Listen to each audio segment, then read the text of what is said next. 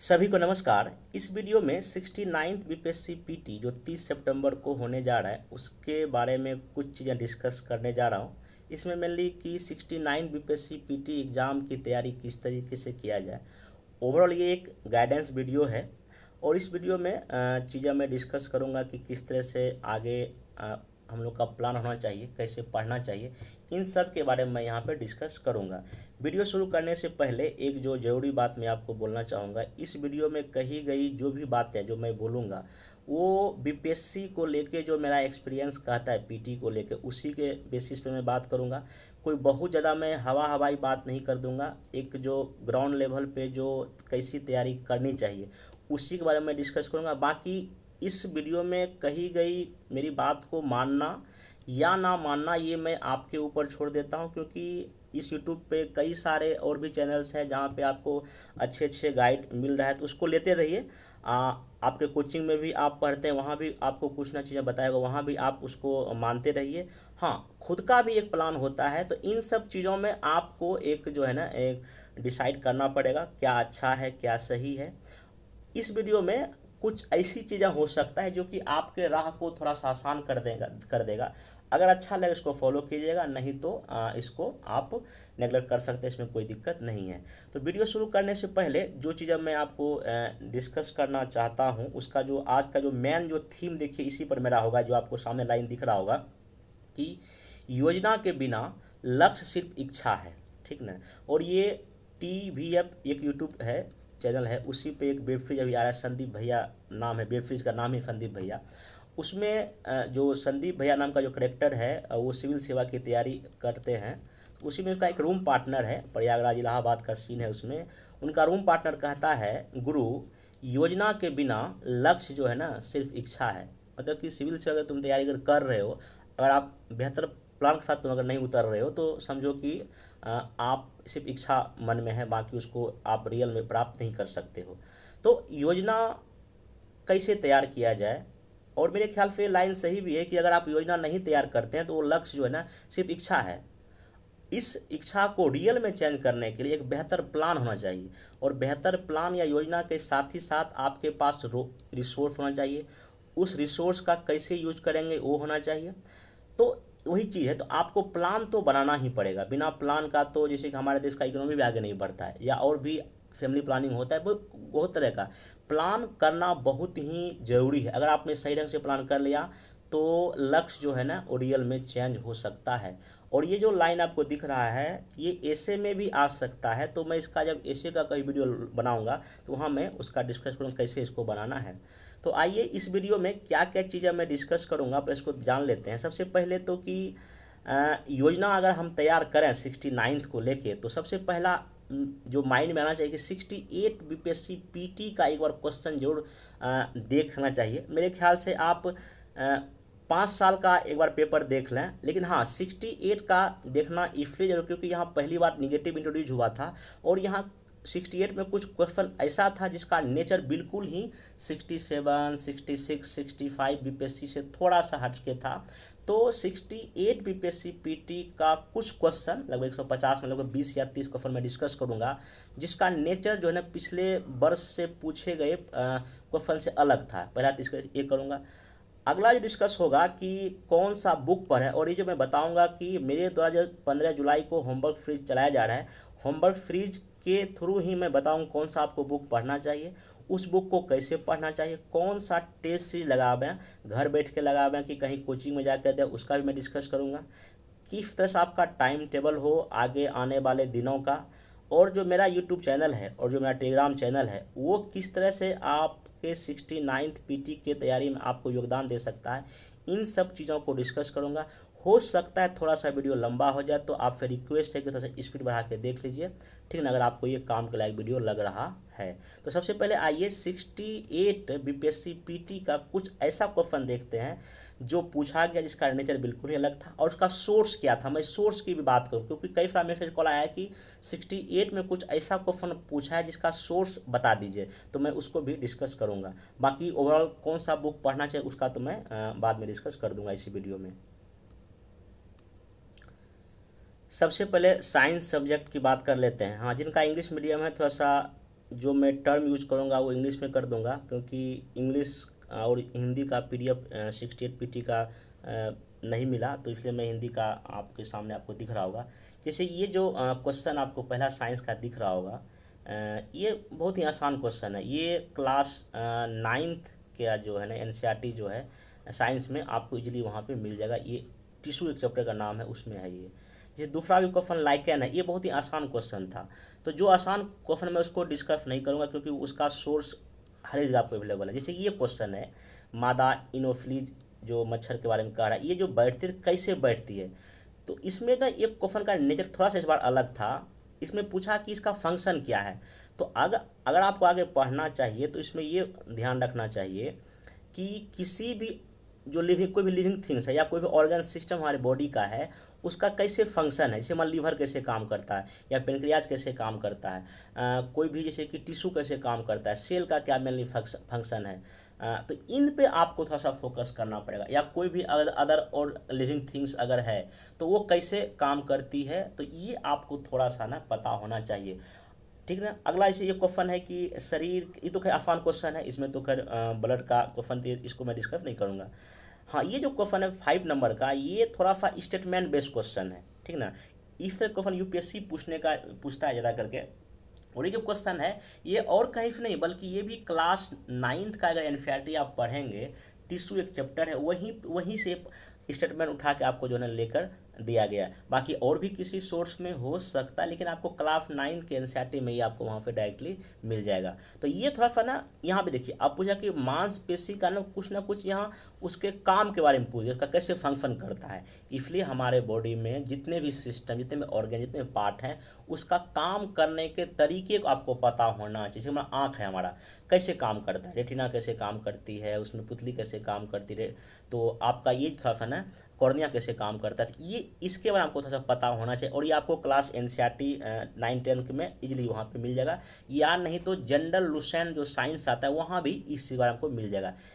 जो 6 number question आपको दिख रहा होगा 20 सेंटीमीटर वाला क्वेश्चन जो है, अगर आप क्लास 10th का लाइट चैप्टर पढ़िएगा तो वहाँ पे ना मिरर, दर्पण और आपके लेंस के बारे में काफ़ी डिटेल में दिया हुआ है। यहाँ पे जैसे कि मिरर है, कोई उत्तल या अवतल मिरर है, या कॉन्वेक्स या कॉनकेव लेंस है, तो डिफरेंट प्लेस पे अगर ऑब्जेक्ट को रखा जाए तो कैसा इमेज बनता है, वहीं से क्वेश्चन आपको अप्लाइड बेस पूछ लिया है।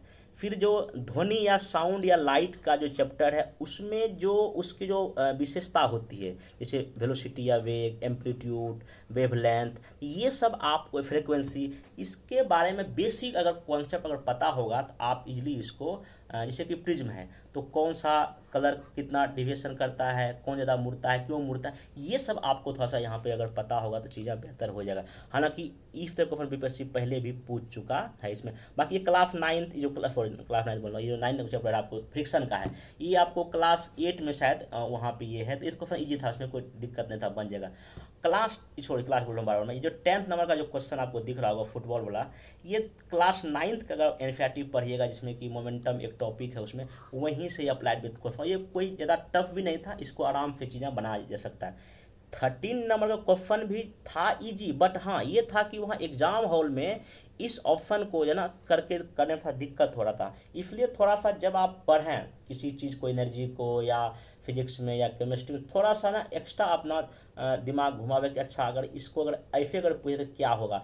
और मेरे ख्याल से साइंस में कुछ अब इस तरह से क्वेश्चन ऐसा पूछा जो कि आपके आसपास जो घटित होती है, इसलिए थोड़ा सा आसपास पे थोड़ा ध्यान रखना पड़ेगा कि कैसे कैसे साइंस का यहाँ पे यूज हो रहा है। बाकी ये तो क्वेश्चन फिर आसान था, इसमें कोई दिक्कत नहीं था। बाकी ये सभी क्वेश्चन हालांकि था या आसान, लेकिन हाँ एग्जाम हॉल में थोड़ा फन बनाने में दिक्कत हुआ होगा। बाकी ऑर्केस्ट्रा का भी सवाल यहाँ तो हाँ ये भी जो है ना आपको थोड़ा सा कॉन्सेप्ट बेस पे था, थोड़ा सा इसमें आपको NCERT को थोड़ा सा अच्छे से पढ़ना पड़ेगा। हाँ ये सब क्वेश्चन कुछ नेचर अलग था, जहाँ पे आपको लग रहा था नहीं कि इस बार क्वेश्चन का पैटर्न जो है ना चेंज हो गया है। बाकी ये जो क्वेश्चन आपको दिख रहा होगा ये पूरा का पूरा NCERT से ही है। क्लास 10 के NCERT पढ़िए, वहाँ एक chapter number 3 chapter metal and non metal, वहीं से ये जो क्वेश्चन उठा के दिया है। तो ये अगर आप NCERT अगर पढ़ के गए होंगे तो ये आपके लिए उतना ज़्यादा टफ नहीं रहा होगा। बाकी और भी कई सारे सोर्स में इसका डिस्कस किया था, ये उतना टफ नहीं था जितना कि इसको लोगों ने बताया था, ठीक ना। नेक्स्ट जो है ग्लोबल वार्मिंग तो खैर कई बार पूछता है, तो उसमें आपको सब गैस तो पता होना ही चाहिए। 19 नंबर क्वेश्चन भी जो पूछा है कि कौन सा गैस निकलता है, ये भी क्लास 10th के एनसीईआरटी से ही कार्बन एक्सेप्ट फॉर कार्बन था, मेटल और नॉन मेटल फिर दिया गया। ये भी क्वेश्चन जो है आपको क्लास 10th के चैप्टर का एक नाम है कार्बन एंड कंपाउंड्स, वहीं से है। तो इस बार जो साइंस का जो मोस्टली क्वेश्चन पूछा गया वो कहीं ना कहीं क्लास 9 और 10 के एनसीईआरटी से ज़्यादा है। हाँ, कुछ कुछ क्वेश्चन क्लास 6, 7 और 8 से भी है। तो मेरे ख्याल से एनसीईआरटी एक बार आपको साइंस का पढ़ लेना चाहिए। देखिए 6 का इनफैक्ट पढ़ने मेरे ख्याल से अगर अच्छे से पढ़ेंगे ना, एक दिन में हो जाएगा। 7th का भी एक दिन हो जाएगा, 8 का भी एक दिन में किया जा सकता है, बहुत बड़ा कोई वो उसमें नहीं है। हाँ, 9 को 2 दिन लगेगा, 10 को 1-2 दिन में करने आप कर सकते हैं। तो मेरे ख्याल से एक बार इसको जो 5 बुक है पढ़ लेना चाहिए। हाँ, अगर 6 और 7, 8 नहीं पढ़ पाते हैं, लेकिन फिर भी आपको क्लास 9 और 10 का तो उसके हर एक चैप्टर को पढ़ना ही चाहिए। नहीं अगर आप पढ़ पाते हैं तो मेरे ही यूट्यूब चैनल पे क्लास 9 और 10 का एनसीईआरटी का ऑलरेडी वीडियो बना हुआ है, प्लेलिस्ट में जाइए, साइंस करके आएगा, वहाँ आप उसको देख सकते हैं। बाकी इस बार फिर से कुछ कुछ वीडियो साइंस को लेकर एनसीईआरटी बेस्ड आएगा कुछ दिनों में, आप उसको भी देखकर अपना काम चला सकते हैं। बाकी जो है इसमें और भी ये सब क्वेश्चन कुछ कुछ अलग था जो कि आपको मोस्टली किसी बुक में नहीं था या एनसीईआरटी में नहीं था। हाँ, अब कुछ कुछ ऐसे क्वेश्चन तो खैर वो पूछेगा ही पूछेगा जो कि 99% लोगों से नहीं बनेगा, और इससे कट ऑफ आपका डिसाइड बिल्कुल भी नहीं होता है। बाकी ये तो खैर केमिकल रिएक्शन था, जब आप क्लास 10th का फर्स्ट चैप्टर पढ़ेंगे, रासायनिक परिवर्तन नाम है, केमिकल चेंजेज है, वहीं से क्वेश्चन उठा के दिया है। बाकी जो हीरा और ग्रेफाइट का क्वेश्चन भी carbon and compound chapter class 10th में है, वहीं से क्वेश्चन लेके दिया है। जब इसको आप पढ़ेंगे, एक बॉक्स में जो है ना, जो कार्बन के जो 3 जो अप्रूफ होते हैं, जो डायमंड है, ग्रेफाइट है, उसी से यहाँ पे स्टेटमेंट क्वेश्चन उठा के दे दिया, डायरेक्ट वहीं से उठा के दे दिया। आप इसको एक बार जाके वेरीफाई कर सकते हैं, ठीक है। देन जो है फिर ये भी क्वेश्चन आप जब पढ़ेंगे, चैप्टर नंबर शायद 6 है क्लास 10th का, लाइफ प्रोसेस, वहीं पे ये दिया हुआ जो प्रकाश संक्रिया कैसे होती है और स्टोमेटा का क्या काम होता है वहाँ पे। तो कहने का मतलब ये है कि बायोलॉजी में जो बॉटनी और जूलॉजी होता है, उसमें कुछ कुछ चीज़ों को स्पेसिफिक, जैसे क्या उसका फंक्शन क्या होता है, उस कहाँ उसमें क्या क्या और चीज़, तो इस पर आपको काम करने की ज़रूरत है। तो साइंस में थोड़ा सा ये क्वेश्चन 28 का है, ये डायरेक्टली आपको क्लास 6 का अगर पढ़िएगा ना, वहीं पे दे दिया गया, दे दिया। हाँ, अगर थोड़ा बहुत अगर आप क्लास 9 और 10 या लूसेंट का जो जनरल साइंस पढ़ के गए होंगे बोटनी में से, यहाँ भी उससे आपका पूछ सकता है। तो साइंस में आप क्या करें, बोटनी जिसमें कि आपका प्लांट के बारे में पढ़ना पड़ता है, और जूलॉजी जिसमें आपको लिविंग थिंग्स के बारे में पढ़ना पड़ता है, सॉरी एनिमल्स के बारे में पढ़ना पड़ता है, उसको आप बांट के जो है पढ़ सकते हैं। और क्लास 9 और 10th के एनसीईआरटी में इन सब चीज़ों का अच्छे से डिस्कस किया गया है, हम बताया गया, तो उसको आप पढ़ सकते हैं। तो साइंस में आप देख लिए क्या क्या नेचर अलग है। बाकी मैथ का तो खैर प्रैक्टिस कर लेना चाहिए आपको, कम से कम प्रीवियस जितना भी है। हाँ, यहाँ ये जो क्वेश्चन है, ये क्वेश्चन इस तरह यूपीएससी पूछा है, एक बार बीपीएससी पूछा है, कथन बेस्ड क्वेश्चन, मतलब कथन आधारित कि कौन सा सही नहीं है, कौन सा। अब यहाँ पे ये है कि जब आपको इस टॉपिक के बारे में पूरा पता होगा, तभी आप कौन सा सही कौन सा नहीं है वो पता कर सकते हैं। और ये क्वेश्चन करंट बेस्ड था, पिछले 1 साल में चर्चा में रहा था। तो करंट का क्वेश्चन जो है ना, थोड़ा सा जो छुपा रुस्तम किस्म का है, वहाँ आपको ध्यान देना पड़ेगा। ऐसा नहीं कि ये किसी मैगजीन में नहीं आया था, हाँ आया था, लेकिन हाँ बहुत लोग इस पर ध्यान नहीं देते हैं। तो छुपा रुस्तम टॉपिक पे आपको ध्यान देना पड़ेगा, जिससे आपको क्वेश्चन बन जाए। बाकी सब क्वेश्चन आसान है, इसमें कोई इशू नहीं है, ठीक ना। बाकी ये भी क्वेश्चन आसान है। पॉलिटी क्वेश्चन मोस्टली आसान था, पॉलिटी में कोई दिक्कत नहीं था, ठीक ना। आप पॉलिटी का क्वेश्चन में चीज़ें आराम से कर सकते थे, ठीक ना। हाँ, बाकी देखिए ये सब क्वेश्चन है, अब इसको बीपीएससी ने डिलीट भी कर दिया था, तो ऐसे सब क्वेश्चन आप कहाँ से पढ़ के जाएंगे। फिर बोलता हूँ कि 150 में से मेरे ख्याल से 20 क्वेश्चन तो ऐसा होता है जो को मोस्टली 99.9% लोग नहीं जानता, और उससे कट ऑफ क्वालिफाइड होता भी नहीं है। इसलिए जो क्वेश्चन बहुत ही आउट ऑफ रहे हैं, तो उस पर अधिक फोकस करने की जरूरत नहीं है। बाकी सब जितना भी क्रांति हुआ, तो क्रांति आपको करके जाना ही चाहिए, इस बार बीपीएससी पूछा भी है। बाकी जो यूनियन का जो केंद्र और राज्य का जो बजट आता है, सर्वे आता है, उसको आप अच्छे से पढ़ के जाएँ। हाँ, जो प्लान है, इकोनॉमिक प्लान हमारे देश में आपने इंडिपेंडेंस जितना भी हुआ है, किस बेस पे हुआ है, उसका कौन मॉडल पे हुआ है, कितना उसका ग्रोथ रेट था, ये आपको थोड़ा सा एक बार करना पड़ेगा, जिससे आपको क्वेश्चन यहाँ पे बन जाए। बाकी करंट में जब आइएगा, जैसे एफडीआई को लेकर क्वेश्चन पूछा ही जा रहा है, एफडीआई किस देश से आता है, किस राज्य में आता है, और ये सब सर्वे का डेटा होता है और आए दिन ये पेपर में दिया जाता है और हर एक मैगजीन में आपको रहता है, तो आपको इसको देख पाएंगे, देख लीजिए। हाँ, कुछ कुछ क्वेश्चन जो फैक्ट विषय, ये सब क्वेश्चन क्या है आपका बहुत ही ज़्यादा ही फैक्ट हो गया। अब जब भी कभी आप पढ़ें तो मोटा मोटी एक अनुमान, जैसे का इंडिया का जीडीपी ही है तो एक मोटा मोटी कितना है, बिहार का जीडीपी मोटा मोटी कितना है, तो ये आपको पता होना। जैसे इंडिया अमेरिका के बीच में कितना व्यापार होता है, ये आपको एक मोटा मोटी का डेटा याद होगा तो वहाँ पे ऑप्शन छांट छांट करके चीज़ों को बना सकते हैं। तो ऐसे डेटा पर भी आपको थोड़ा सा काम करने की क्या है ज़रूरत है, इसको करेंगे तो हो जाएगा। बाकी हिस्ट्री में क्वेश्चन बहुत ऐसा कोई नहीं था कि जो कि नहीं बनने वाला था, इसमें मोस्टली क्वेश्चन ईजी ही था, जो कि कहीं ना कहीं ये मैक्सिमम लोगों ने बना दिया। हाँ, कुछ कुछ मेडावल का था कि जो थोड़ा सा आउट ऑफ रेंज था। जैसे ये क्वेश्चन कई लोगों ने ये पूछा कि ये जो क्वेश्चन कहाँ से कहाँ है, जैसे कि बिहार का सबसे पुराना गिरजाघर, ये जो है ना, अगर आप किसी भी वेबसाइट पे जाएंगे पटना के वेबसाइट पे, तो वहाँ पे कहीं कहीं आपको दिया है। हालांकि मोस्टली ऐसा सब किसी बुक में नहीं दिया, हाँ कहीं ना कहीं न्यूज़पेपर में ये सब बिहार के न्यूज़पेपर आया था, तो वहीं से क्वेश्चन जरूर उठा के आपको देखने को मिला है। तो अब ऐसे क्वेश्चन अगर नहीं में तो कोई बहुत अधिक तनाव लेने की जरूरत नहीं है। दूसरा बात ये, बिहार के प्रथम राज्यपाल, तो बिहार का पहला दूसरा कम से कम जो भी चीज़ है, राज्यपाल है, मुख्यमंत्री है, या जितने भी चीज़, उसको तो एक बार आपको याद होना ही चाहिए चीज़ें, जिससे आपका बन जाए, ठीक ना। देन फिर अब यही जो क्वेश्चन था कि प्राचीन काल में गंगा के दक्षिण को क्या कहा जाता था, मोस्टली ये सब किसी एनसीईआरटी की बुक में भी शायद नहीं है, और भी अगर कोई बुक पढ़िएगा तो वहाँ भी नहीं है। तो अब ऐसे क्वेश्चन अगर नहीं भी अगर बनेगा तो बहुत अधिक टेंशन लेने की जरूरत नहीं है मेरे ख्याल से। बाकी अगर आप जानते हैं अच्छी बात है, ठीक है। बाकी जब मुकद्दम चौधरी तो खैर दिया था, हर एक बुक में भी था, कोई दिक्कत नहीं था, ठीक ना। तो हिस्ट्री में उतना अधिक दिक्कत नहीं था, ठीक ना। हाँ, इसे ये सब क्वेश्चन है, 1940 में पटना विश्वविद्यालय की स्थापना किस समाज के द्वारा की गई, ठीक है।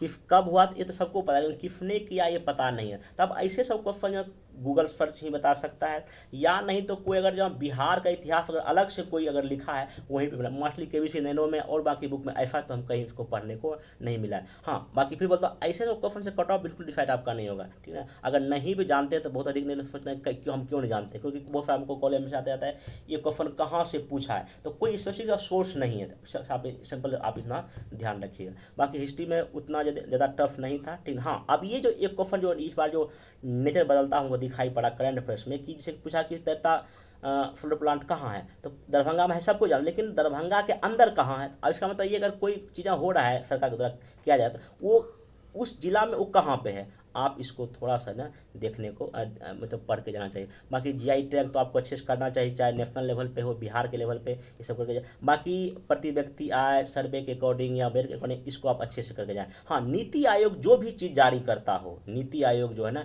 जितना भी इंडेक्स जारी करता है उसको तो आपके पास रटा होना चाहिए, क्योंकि बीपीएससी अगर देखें नीति आयोग को हर एक साल पूछता है, तो नीति ये सब टॉपिक आप अभी सिलेक्ट कीजिए, जितना भी इसका डेवलपमेंट वाले टेस्ट में उसको सब पढ़ डालिए। बाकी ये जो क्वेश्चन यूनेस्को का था, ये क्वेश्चन ही गलत था। मैं अपने ये टेलीग्राम पे भी, यहाँ तक यूट्यूब में चीज़ चर्चा किया था कि ये इसको शामिल नहीं किया गया है। बाकी जितना भी चैनल था यूट्यूब या जो भी क्या कहते हैं मैगजीन था, सब में लिखा था कि नहीं इसको शामिल किया गया, और 99.9% ने यही बना के आया था, जो कि उनका गलत हुआ। जबकि मैं इस अपने टेलीग्राम चैनल पर इसका फिर शामिल नहीं है। बाकी जिसने करके आया था वो तो उनका पीटी निकला, क्योंकि एक एक क्वेश्चन बहुत मायने रखता है, ठीक है। बाकी करंट में ज़्यादा कोई चेंजेज नहीं है। हाँ, थोड़ा सा कुछ अलग अलग सोर्स है मेरे ख्याल से। जब मैं करंट इसको देख रहा था तो मोस्टली जो करंट अफेयर क्वेश्चन इस बार का हमको लगता है दृष्टि का मैगजीन आता है, दृष्टि का जो मंथली मैगजीन आता है वहीं से आपको दिया गया, आप उसको भी फॉलो कर सकते हैं। मैं पहले भी कई बार बताया हूँ, वो काफ़ी अच्छा मैगजीन है। उसमें आपका पीटी मेंस यहाँ तक कि एसे का ना हर एक महीने उसमें एसे काफ़ी अच्छा दिया था, आप उसको जरूर फॉलो करें। बाकी करंट में कोई ज़्यादा नहीं था कि जो आप लोग से नहीं बनता। हाँ, जो नहीं पढ़ के गए हैं तो उनको थोड़ा दिक्कत होगा ही, ठीक है। हाँ, बाकी ये जो क्वेश्चन था कि बिहार भागलपुर से मिर्जा चौकी के बीच में कौन सा जगह, अब ये सब ऐसा क्वेश्चन है, आप कितना भी नाक रगड़ लीजिए आप नहीं पढ़ पाएंगे, कहाँ से पढ़ेंगे, ठीक ना। आप जो वहाँ सफ़र करें उसी को पता होगा, वो तो खैर संयोग कोई वहाँ सफ़र कर जाए, लेकिन हाँ मोस्टली सब कहीं, और हाँ न्यूज़पेपर में कहीं ना कहीं आया होगा, अगर कोई यहाँ पे घटना घटा होगा, कोई नया जंक्शन खुला होगा तो अलग बात है, लेकिन हाँ मोस्टली ये सब चीज़ें कोई मेरे ख्याल से करके नहीं जाता है, ठीक ना। देन ये जो क्वेश्चन था, हाँ ये इस बार जो नेचर आपको चेंज दिखाई पड़ा यहाँ पे कि बिहार में जो मिनरल्स को लेकर, एक बार जो है ना बिहार का साइट, सरकार का जितना भी साइट है, चाहे वित्त मंत्रालय है या खनिज मंत्रालय है या पशुपालन मंत्रालय, एक मंत्रालय के साइट पर जाइए, मिनिस्ट्री साइट पर जाइए, एक अपने पास कॉपी रखिए, जो भी आपको वहाँ से फैक्ट एंड फिगर लगे जो कि एग्जाम में पूछ सकता है उसको एक बार जरूर लिख लीजिए, क्योंकि ये क्वेश्चन वहीं से आपको उठाया गया है, ठीक ना। तो ये आप एक क्वेश्चन था नेचर अलग था, ठीक है। दूसरा अगर आगे बात कर, हाँ नदी जो है, हालांकि पहले नदी पूछा कौन नदी कहाँ से निकलती है, लेकिन इस बार पूछा कि दो नदियों का संगम क्या है। तो बिहार में जितनी भी नदियाँ कहाँ से निकलती है, उस नदियों की सहायक नदी को, उस सहायक की और सहायक कौन सी है और वो कहाँ से निकलती है, कौन फिर डिस्ट्रिक्ट नदी निकलती है। तो आप इसको मैप उठाइए, जैसे हमारा कोई भी डिस्ट्रिक्ट है, डिस्ट्रिक्ट लीजिए और देखिए मैप में इस डिस्ट्रिक्ट से कौन कौन सी नदियाँ गुजर रही है, इसमें आके और कौन सी नदियाँ मिल रही है, खाके गंगा है, कोसी है, इसे तो क्वेश्चन पूछता ही पूछता है। तो नदी को काफ़ी आप अच्छे से करके जाइए। हाँ बाकी डिस्ट्रिक्ट के अंदर इस बार देखिए क्वेश्चन पूछने का जो ट्रेंड पे चलाया है, तो हो सकता है इस बार भी ऐसे क्वेश्चन आपको देखने मिलेगा जो कि जिला के अंदर जगह से पूछ लिया गया है। बाकी आपको तो जनगणना करके ही यहाँ जाए, जनगणना से क्वेश्चन 2-3 हर एक साल पूछता है। बाकी ये जो क्वेश्चन था आपका सीधे एनसीईआरटी का ही स्टेटमेंट है, 13 किलोमीटर इसकी औसत ऊंचाई है इस बार, और ये क्लास 11th और 12th का जो एनसीईआरटी है जो वहीं से आपको उठाया। बाकी ये भी क्लास 9th में भी दिया हुआ है, क्लास 11th के एनसीईआरटी में ज्योग्राफी में आपको ये क्वेश्चन मिल जाएगा। बाकी ये क्वेश्चन मैप बेस्ड था। हाँ जितना भी सीमा लगता है राज्यों का अलग राज्यों के साथ, इसको देशों का, इसको बाद देख लीजिएगा, ठीक है। बाकी ये जो क्वेश्चन था 21 दिवला, ये डायरेक्टली 11th क्लास के एनसीईआरटी से क्वेश्चन उठा के दे दिया है। कोपेन का भी जो क्वेश्चन है ये मैप से, वहाँ मैप देखिएगा दिया हुआ है, मैप से ही क्वेश्चन जो है ना पूछ दिया है। हालांकि जब मैं क्लास 11th का एनसीईआरटी क्लास लूँगा तो वहाँ पे मैं बाकायदा बताऊँगा कि कैसे कैसे इसमें और क्वेश्चन बन सकता है, तो वीडियो मेरा यूट्यूब पर आएगा तो वहाँ देख सकते हैं। बाकी ये भी क्लास 11th के एनसीईआरटी जो भारत का भूगोल है उसी से आया हुआ है, आसान, मतलब जो उस बुक के पढ़ के गए उसको फायदा हुआ होगा, ठीक है। बाकी ये सब क्वेश्चन आसान था।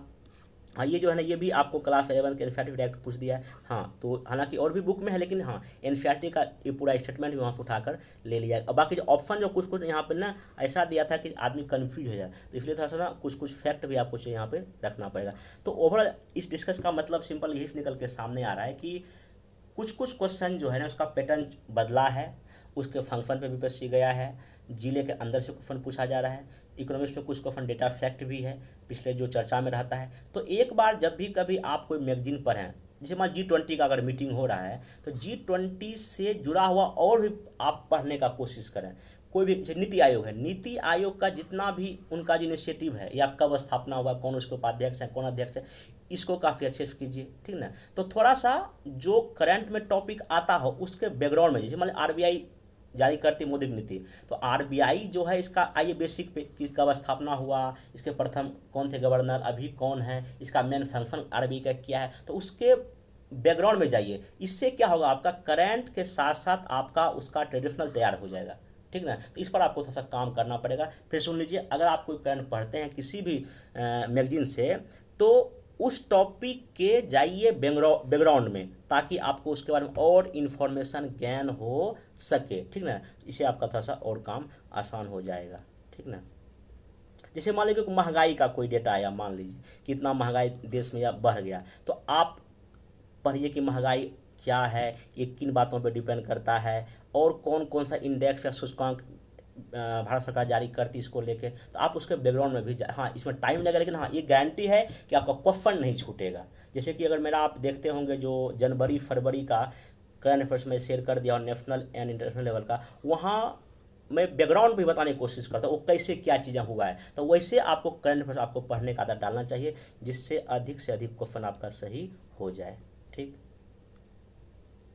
अब मैं इसी में एक और एग्जांपल देना चाहता हूँ, जैसे हमारा यही क्वेश्चन है म्यांमार है, ठीक ना। तो अभी आप देखते हो म्यांमार काफ़ी चर्चा में रहा है, क्योंकि वहाँ सरकार जो फैन जो आया है, तो अब वही है, आप म्यांमार पर हैं, वहाँ कैसे कैसे घटनाएं घटी है, लेकिन म्यांमार से कौन सा जिला लगता है, कौन सा जिला लगता है, कौन सा राज्य लगता है, जिला तो यहाँ राज्य पूछेगा आपसे, ठीक है। तो अगर चाइना के साथ मेरा रास्ता भी गड़बड़ है, तो चीन के साथ कौन कौन सा राज्य लगता है, कहाँ पे कौन सा गलवान घाटी, उसके घाटी के बारे में कोई नदी बहती है क्या, या कोई झील है क्या, तो ये पर थोड़ा सा आपको ना गहन या उसको डेप्थ पढ़ाई करेंगे तो मेरे ख्याल से पीटी किसी भी एंगल से आपको दिक्कत नहीं होने वाला। हाँ लेकिन वही है, सही दिशा में पढ़ने की ज़रूरत है, इधर उधर भटकने से ज़्यादा। अब इतना सब कुछ जानने के बाद अब 69th का जो पीटी है कैसे तैयार किया जाए और किस तरह से होमवर्क फिर चलेगा उसके बारे में, और कौन कौन सा सोर्स यूज़ करना चाहिए, थोड़ा सा मैं जल्दी में डिस्कस करता हूँ, इसको ध्यान से सुनिए। देखिए 69 बीपीएससी पीटी जो है आपका 30 सितंबर को है।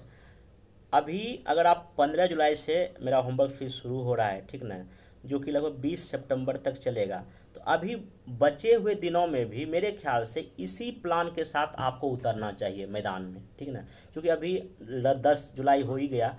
अभी कुछ कुछ आप मेंस का भी प्रैक्टिस करें, मतलब कि मोटा मोटी जुलाई भर थोड़ा बहुत अगर आप मान लीजिए 8 घंटा पढ़ाई करते हैं तो 8 घंटे में लगभग 3 घंटा 4 घंटा मेंस में, जैसे कि कैसे आंसर लिखा जाए या कुछ ऐसे लिखते, बाकी टाइम आप जो है ना पीटी में दें। तो जुलाई भर ऑन एवरेज आप जो है ना मेंस को थोड़ा बहुत देख सकते हैं, या कुछ ऐसे कॉमन टॉपिक पर हैं जो कि पीटी और मैथ्स दोनों में आवे। बाकी अगर जिनको लगता नहीं हम बहुत डर लगता तो वो 15 जुलाई से आप पीटी स्टार्ट कर सकते हैं। लेकिन हाँ, मैं फिर ना फला रहेगा यहाँ पे, अगर आप 8 घंटा पढ़ाई करते हैं तो 6 घंटा पीटी पर है, बाकी 1 घंटा मैथ्स के पॉइंट ऑफ व्यू से कुछ ना कुछ राइटिंग स्किल, शॉर्ट आंसर ही 1 घंटा कर लिए, 10 मिनट कर लिए, वो जरूर करें, ये आपके लिए बहुत ही बेनिफिट देगा, ठीक ना। तो यहाँ पे आइए, जो होमवर्क फ्रीज के जरिए मैं बताऊँगा कौन कौन सा सोर्स आपको यूज करना चाहिए। देखिए अगर आप 15 जुलाई शुरू करते हैं, मेरे अकॉर्डिंग 20 सितंबर तक आपको बहुत अच्छे से पढ़ना चाहिए। बाकी जो उधर 21 से लेके आपका जो लगभग 28-29 जो 8-10 दिन बचेगा, वहाँ आपको फिर से अच्छे से रिवाइज करना चाहिए। हाँ, एक और चीज़ है, क्योंकि 30 को एग्ज़ाम है तो कई लोग तो 27 को ट्रेवलिंग करना शुरू कर देंगे, तो उस बीच में पढ़ाई बहुत ही डिस्टर्ब हो जाता है। तो 20 तारीख तक बहुत गहन अध्ययन कीजिए, बाकी 21, 22, 23, 24, 25 जन आपको फिर से रिविजन पे काम करना चाहिए। तो अगर देखा जाए 15 जुलाई से लेके आपका 20 सितंबर तक मोटा मोटी 65 दिन आपके पास बचा हुआ है। इस 65 दिन में आप क्या कर सकते हैं कि अभी जैसे कि पेपर में आपको दिखाया कि हिस्ट्री से लगभग 30 क्वेश्चन मोटा मोटी पूछता है, साइंस से लगभग 30 क्वेश्चन या 25 क्वेश्चन पूछता है, बिहार से भी इसमें 15 क्वेश्चन पूछ जाता है, पॉलिटिक्स से लगभग 8 या 10 क्वेश्चन, ज्योग्राफी से लगभग 10-15 क्वेश्चन पूछता है, इकोनॉमिक्स से 10-12 क्वेश्चन पूछता है, और करंट अफेयर्स से चाहे बिहार का हो या नेशनल, वहाँ से मिला आपको 35 से लेकर 40, ये ऑन एवरेज है। बाकी 10 क्वेश्चन मैथ और रीजनिंग तो पूछता ही पूछता है। तो ये क्वेश्चन का कहाँ कहाँ से पूछता है, ये हो गया। अगर इन सब को देखा जाए तो हिस्ट्री का सेक्शन, साइंस का सेक्शन और बिहार स्पेशल और करंट अफेयर्स, इसको अगर मिला दिया जाए तो 110 क्वेश्चन आपका इजीली हो जाता है। और कम से कम मेरे ख्याल से 150 क्वेश्चन में से 30 या 20 क्वेश्चन ऐसा होगा जिसका कोई और छोड़ नहीं होता है, जो बहुत लोग नहीं जानेंगे। तो बचा आपका 120 या 130। इसमें भी अब निगेटिव है तो सब लोग तो अटैम्प्ट लेंगे नहीं, लेकिन मेरे ख्याल से जो है ना 150 में से 110 से लेके 120 अटैम्प्ट तो जाना ही चाहिए। हाँ, बाकी जिनको बहुत ही ओवर कॉन्फिडेंस वो तो आगे भी बढ़ सकते हैं, ठीक है। लेकिन हाँ, ये नहीं कि सिर्फ अटैम्प्ट ही लेना है, बाकी सब निगेटिव हो जाए। तो आप इतना अटैम्प्ट करें कि मतलब कि निगेटिव काट के भी ऑन एवरेज आप जो है ना 98 से लेके 100 या 102 के बीच में आपका एक्चुअल मार्क्स आ जाए। अभी ऐसे प्रैक्टिस करने पर आपको फोकस होना चाहिए, क्योंकि 100 के रेंज में अगर आप पढ़ेंगे तो बहुत ही सेफ रहेंगे, चाहे सीट कितना भी आवे, तो इतना आपको करना अभी चाहिए। तो बाकी आप आइए, आप कैसे इस चीज़ को करेंगे। देखिए, सबसे पहली बात ये है कि मेरे ख्याल से 15 जुलाई से लेके 24 जुलाई लगभग 8-10 दिन जो है ना आप हिस्ट्री पर अच्छे से फोकस करें। हिस्ट्री में 2 दिन एंशिएंट बांट लीजिए, 2 दिन आपका मेडिएवल बांट लीजिए, बाकी 6 दिन आप मॉडर्न कर सकते। अब कई लोग ये कहेंगे इतना कम दिन में कैसे होगा। अगर आपको बीपीएससी पीटी पास करना तो आपको ऐसे ही पढ़ना पड़ेगा। बाकी इसमें सोर्स क्या क्या यूज करें, एनसीईआरटी क्लास 11th और 12th का जो रीडिंग नहीं किए हैं वो करना है, और जो नहीं किए हैं तो मेरे यूट्यूब चैनल पे आपको एनसीईआरटी 11th 12th का हिस्ट्री का लेक्चर जो लगभग 8-10 लेक्चर में मैं ओल्ड और न्यू दोनों बताने का कोशिश करूँगा, जो वहाँ से क्वेश्चन आ सकता है। तो वो वीडियो आ जाएगा 20 जुलाई के आसपास, उसको देख सकते हैं, ठीक। दूसरा बात, स्पेक्ट्रम तो पढ़ना ही चाहिए। अगर आप स्पेक्ट्रम नहीं पढ़ पाते तो मेरे यूट्यूब पे जाइए, वहाँ पूरा स्पेक्ट्रम का मैं वीडियो बना दिया। बाकी अगर और भी कोई यूट्यूब चैनल है जहाँ स्पेक्ट्रम पढ़ाया, आप वहाँ भी जाकर देख सकते हैं। देखिए, ये कंपल्सरी बिल्कुल नहीं कि आप मेरे यूट्यूब पर देखिए, आप कहीं भी जो अच्छा लगे आपको, दुनिया का जो भी टीचर आपको अच्छा लगे वहाँ जाके, लेकिन हाँ पढ़िए स्पेक्ट्रम जो पढ़ाया, या नहीं तो आप खुद से पढ़ सकते हैं। मगर देखिए, लुसेंट का रोल अभी पूरी तरह खत्म नहीं हुआ। अगर कोई ये बोलता है कि नहीं अब लुसेंट का रोल बिल्कुल ही खत्म हो गया, मेरा मानना ऐसा नहीं है। लुसेंट में भी अभी कई सारे ऐसे फैक्ट हैं जो आपको पता होने चाहिए, चाहे खास करके जो एंशिएंट है, मेडिएवल है, उसका जो गवर्नर जनरल काफ़ी अच्छा दिया है। तो लुसेंट का रोल नहीं गया है। लुसेंट को भी आप एक बार जो रिवीजन के पर्पज़ से बीच बीच में पढ़ते रहिए। घटना चक्र का कम से कम वो पार्ट जरूर पढ़ें जो कि इस चैप्टर की स्टार्टिंग में है, वो जरूर पढ़ लें, उससे वो क्वेश्चन बनता है। बाकी या तो मेरा वीडियो देख सकते हैं या किसी और का। देन जो है MCQ, अब MCQ में क्या करूँ, जैसे मान लीजिए कि जो होमवर्क फ्री में चलेगा, मैं इसका और प्लान बताऊंगा कैसे कैसे कब कब क्या आपको कौन सा टॉपिक पढ़ना चाहिए। तो टॉपिक बेसिस पे मैं जो है ना MCQ अपने टेलीग्राम चैनल पर देने का कोशिश करूंगा, चाहे 10 हो सकता है, वो 15 हो सकता है। आप उस MCQ को पर डे बेसिस जरूर सॉल्व करें, लगभग 7 से लेके 7:30 के बीच में ये, लेकिन 15 जुलाई के से मैं स्टार्ट करूँगा। वो MCQ आपको वहाँ मिलेगा, PDF दे दूँगा, आपको टाइम मिलेगा आधे घंटे का, आप उसको सॉल्व कर लेंगे, अपने से खुद से सॉल्व कर लेंगे, जो मैं आंसर दूंगा आप मिला लेंगे कितना आप है। और इससे क्या होगा कि अगर आप इस मेरे होमवर्क को फॉलो करेंगे फिर इसको, तो पर डे बेसिस पे आप टॉपिक को पढ़ भी लेंगे और उस टॉपिक से आपका क्वेश्चन भी हो जाएगा, कितना अच्छा रहेगा। ठीक है, आप इसको कर सकते हैं। तो ये, और बाकी इस बीच में आपको करंट अफेयर्स जनवरी और फरवरी का रट्टा मार कर लेना है। अब करंट अफेयर्स के लिए क्या पढ़ें, PD खरीदिए, एडिटोरिया खरीदिए, ठीक ना, या दृष्टि का मैगजीन लीजिए, दृष्टि का भी जो मंथली आता है वो कीजिए। नहीं तो इन सब का जो है ना आपको कंपाइल किया हुआ नोट्स जो है ना मैं यूट्यूब पर भी मिल जाएगा और टेलीग्राम पर मिल जाएगा। जनवरी और फरवरी का मैं प्रोवाइड कर दिया हूँ, आने वाले मार्च, अप्रैल, मई, जून, जुलाई, अगस्त और 15 सितंबर तक का आपको करंट मिल जाएगा। और करंट में जहाँ तक बात है 1 जनवरी से लेके आपको 15 सितंबर तक का पढ़ के जाना चाहिए, इससे बाहर क्वेश्चन करंट पे नहीं आएगा। ठीक ना, ये करें। देन सब्जेक्ट उठाइए कौन सा आपका साइंस। हाँ, एक चीज़ ये भी कर सकते हैं, आप एक दिन में 2 विषय पढ़ सकते हैं।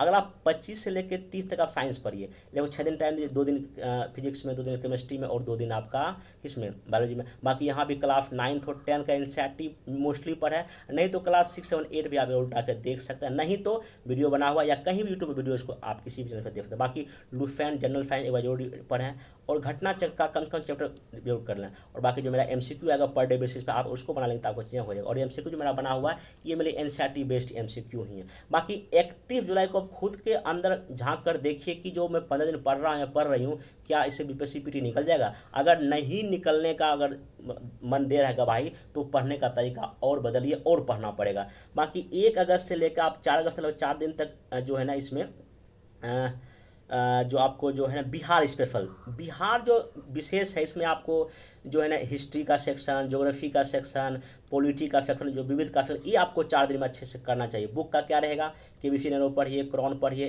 2 में से कोई एक पढ़िए, यानी दोनों पढ़ सकते हैं, कोई दिक्कत नहीं। बाकी बिहार स्पेशल का वीडियो मेरा आएगा, वो देख सकते हैं। घटना चक्र का लगा सकते हैं, ठीक ना। और करंट अफेयर्स आपको यहाँ अप्रैल का पढ़ लेना चाहिए इस बीच में। बाकी 5 अगस्त से लेकर 10 अगस्त के बीच में आप पॉलिटी पढ़ें, 6 दिन टाइम दीजिए आराम से। लक्ष्मीकांत सर का जो बुक है, जो मोस्ट इंपॉर्टेंट टॉपिक है, मैं बताऊंगा हालांकि इस 6 दिन में कौन सा कैसे टॉपिक पर है, उसका मैं अलग से लेक्चर जो ना 13 जुलाई को लूँगा, तो उसका वेट कीजिएगा, ठीक ना। लक्ष्मीकांत सर का बुक पढ़ना पड़ेगा, घटना चक्र पढ़ सकते, लुफेन का रोल खत्म नहीं, वहाँ पे आप जाके पढ़ सकते हैं। बाकी जो भी कहीं का अगर वीडियो लेगा उसको देखना, बाकी मेरा MCQ तो यहाँ पे मिलेगा ही मिलेगा। 10 से लेकर 15 अगस्त में ज्योग्राफी पढ़ें आप यहाँ पे, ये 5 दिन 5 दिन या 6 दिन टाइम दे सकते हैं। न्यू NCERT मेनली क्लास 11, 12, अगर आप क्लास 6, 7, 8 नहीं भी पढ़ना चाहते तो 11, 12 NCERT जरूर पढ़ लें ज्योग्राफी का। और एक बार महेश कुमार बनवाल सर की जो बुक है उसको भी आप देख सकते हैं, काफ़ी अच्छी बुक है। और मैप का तो नॉलेज आपको होना ही चाहिए, ठीक ना। और जून का आपको करंट अफेयर्स पढ़ना चाहिए। 16 से लेकर 20 अगस्त के बीच में आप इकोनॉमिक्स पढ़ें अच्छे से, 4 दिन टाइम दें आराम से। इसमें दृष्टि का जो आता है बुक, क्विक रिवीजन करके इकोनॉमिक्स का, आप उसको परचेज कर, काफ़ी अच्छी बुक है, आप वहाँ से पढ़ सकते हैं।